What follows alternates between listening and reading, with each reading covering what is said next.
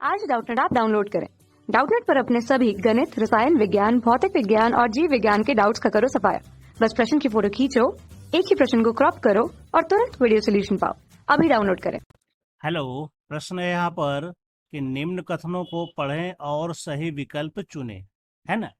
तो यहाँ पर पहला कथन कहता है कि बीओडी घुलनशील ऑक्सीजन की उस मात्रा को संदर्भित करता है जो सूक्ष्म जीवों द्वारा 1 लीटर जल में उपस्थित संपूर्ण कार्बनिक पदार्थों को बोकर उन्हें ऑक्सीकृत कर। जबकि कथन का दूसरा कथन कहता है बीओडी का उच्च मान यह दर्शाता है कि जल कार्बनिक पदार्थों से अत्यधिक प्रदूषित है। देखते हैं इसका उत्तर। यहाँ पर कहा गया है बीओडी के बारे में। क्या होता है बीओडी? बीओडी का मतलब हो गया बायोलॉजिकल ऑक्सीजन डिमांड। तो ये किस प्रकार का डिमांड है बायोलॉजिकल ऑक्सीजन डिमांड? तो ये वास्तव में जल में घुली हुई वह ऑक्सीजन की मात्रा है जो कि दिए गए तापमान पर सूक्ष्म जीवों द्वारा कार्बनिक पदार्थ के ऑक्सीकरण के लिए आवश्यक होता है। ठीक है, तो इसी को हम लोग कहते हैं बीओडी। जबकि यहाँ पर कहता है कि बीओडी घुलनशील ऑक्सीजन की उस मात्रा को संदर्भित करता है जो सूक्ष्म जीवों द्वारा 1 लीटर जल में। तो यहाँ पे ये कथन गलत दिया गया है। यहाँ हो जाएगा दिया गया जल का जो सैंपल है वो, है ना। तो इस अनुसार से कथन एक गलत है। दूसरा कथन देखते हैं। दूसरा कथन यहाँ पर कहता है कि बीओडी का उच्च मान यह दर्शाता है कि जल कार्बनिक पदार्थों से अत्यधिक प्रदूषित है। तो यह कथन सही है, क्योंकि अगर बीओडी का मान अधिक है तो इसका मतलब क्या है? इसका मतलब है कि जल के अंदर कार्बनिक पदार्थ की मात्रा अधिक है और इस कार्बनिक पदार्थ के अपघटन में क्या होगा? अत्यधिक ऑक्सीजन का उपयोग होगा।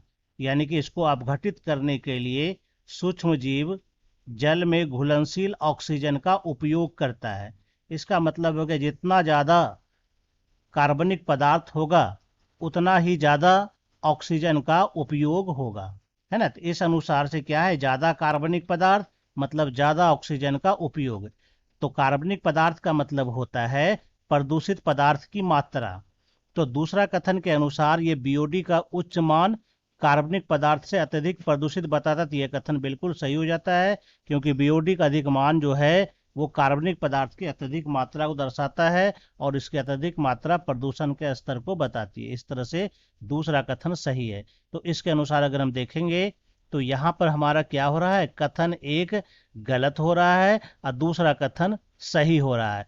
तो यहाँ पर हमारे पास जो उत्तर होगा, तो यहाँ पर ऐसा चारों में से कोई विकल्प नहीं दिया गया है ना। तो यहाँ पर हमारे पास क्या हो जाएगा? उत्तर ये सी टाइप का उत्तर होना चाहिए, क्योंकि यहाँ पर एक कथन गलत है, दूसरा कथन सही है ना। तो इस तरह से हम मान सकते हैं। लेकिन यहाँ पर का कथन एक और कथन दो को देखें तो फिर ये उत्तर भी नहीं होता है। इसमें सिर्फ पहला गलत, दूसरा सही है ना। तो उम्मीद करता हूँ आपको ये उत्तर समझ में आ गया होगा। धन्यवाद। कक्षा 6 से 12वीं से लेकर नीट, IIT, JEE वो एडवांस के लेवल तक 1 करोड़ से ज्यादा छात्रों का भरोसा। आज ही डाउनलोड करें डाउटनेट ऐप या व्हाट्सएप करें अपने सारे डाउट्स 8400 400 400 पर।